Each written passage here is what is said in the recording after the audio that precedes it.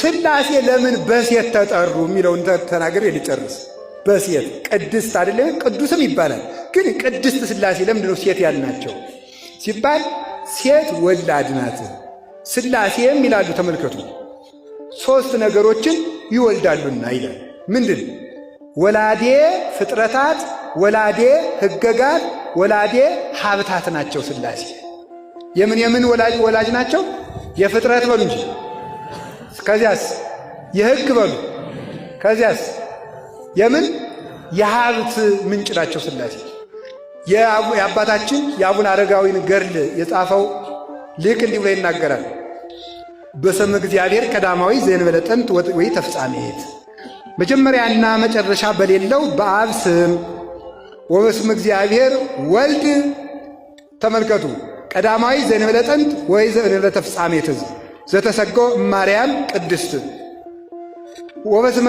ተመልከቱ፣ ከእመቤታችን ከቅድስት ድንግል ማርያም ሰው በሆነ መጀመሪያና መጨረሻ በሌለው በወልድ ስም በስመ እግዚአብሔር መንፈስ ቅዱስ ቀዳማዊ ዘእንበለ ጥንት ወይ ተፍጻሜት ዘነበበ በነቢያት እምቅድመ ይረድ ላይ ለሐዋርያት፣ በሐዋርያት ላይ ከመውረዱ በፊት በነቢያት ትንቢት ባናገረ መጀመሪያና መጨረሻ በሌለው በመንፈስ ቅዱስ ስም ይልና ምን ይላል? ነዋ ሥላሴ። ተመልከቱ፣ ዘይሴለሱ በአካላት ወይትወሃዱ በመለኮት ዘይነቅም እምኔሆሙ ጸጋ ወሀብት አሜን ብሎ ገድሉን ይጀምራል። ነዋ ሥላሴ ዘይሴለሱ በአካላት ወይትወሃዱ በመለኮት፣ በሦስትነት አንድ የሚሆኑ በጌትነት አንድ የሚሆኑ። ተመልከቱ፣ ሥላሴ እነሆ ዘይነቅም እምኔሆሙ ጸጋ ወሀብት፣ ጸጋና ሀብት ከነሱ የሚገኝ ሥላሴ እነሆ። ከእናት ማኅፀን ልጅ እንዲገኝ ሀብት ሁሉ ከሥላሴ ይገኛል። እስቲ ሀብት ሁሉ በሉ። ከምን ይገኛል? ከሥላሴ ይገኛል። ከዚያስ ተመልከቱ፣ ሀብትን ይወልዳሉ።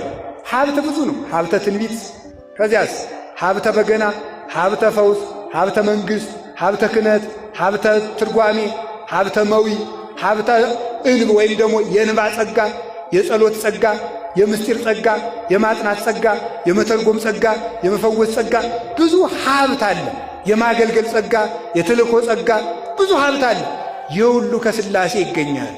በምን ይሰጠዋል ሲባል እንደ ሃይማኖቱ ጽናት፣ እንደ አእምሮ ስፋት ይላሉ ሊቃውንቱ። እንደ ሃይማኖቱ ጽናት በሉ እስቲ። እሺ፣ ሀብት ከማን ይገኛል? ከሥላሴ በሉ እንጂ። ሀብት ከማን ይወለዳል? ከሥላሴ። በምን ይገኛል? እንደ ሃይማኖቱ ጽናት አትሉ? እሺ፣ እንደ አእምሮ ስፋት። እንደ አእምሮ ስፋት ማለት ነገር ኃላፊ ልበሰፊ የሆነ ሰው ሀብተ ሥላሴን ያገኛል። ታጋሽ አለ ልበሰፊ የሆነ ሰው ማለት ያልቸኮለ ሰው፣ በሰውም በእግዚአብሔርም የማይቸኩል። እግዚአብሔር ያረምም ከመዘይ ይሰምም ይጎነድ ከመዘይ ይሁን። ተመልከቱ፣ እግዚአብሔር ይላሉ ሰለስቱ ምዕት በቅዳሴ እንደማይሰማ ዝም ይላል፣ እንደማይሰጥ ይዘገያል ይላል። ሲጠሩት የማይሰማ ይመስላል፣ ስጠይ ሲሉት የማይሰጥ ይመስላል። በዚህ ትዕግስቱ ቸኩሎ እግዚአብሔር ትቶኛል ያላለ ሰው የሃይማኖት ጽናት አለው። የለፋበትን ማጨዱ አይቀርም ማለት ነው። ይሄ ነው እንደ ሃይማኖቱ ጽናት። ቸኩለን ስለወሰን ነው የፈለግነውን ያላገኘ ነው።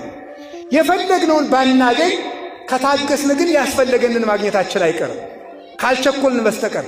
ግን ችኩሎች ነን፣ ቸኩለን እንወስናለን። እግዚአብሔርን እስከ መጨረሻ አንጠብቀውም። ከዚህ የተነሳ እንደ ሃይማኖቱ ጽናት፣ እንደ ልቡናው ስፋት፣ እንደ ቅንነቱ መጠን ሀብት ይሰጠዋል። የጸጋ መስፈሪያው ሃይማኖትና ቅንነትና ትዕግስት ናቸው። ጸጋ በእምነት እየተሰፈረ ይሰጣል። ጸጋ በቅንነት እየተሰፈረ ይሰጣል። ጸጋ በትዕግስት እየተሰፈረ ይሰጣል። እምነት ሲጎድል ሀብት ይጎላል። ቅንነት ሲጎድል ጸጋ ይጎላል። ትዕግስት ሲጎል ሀብት ይጎላል። የጎደለውን ነገር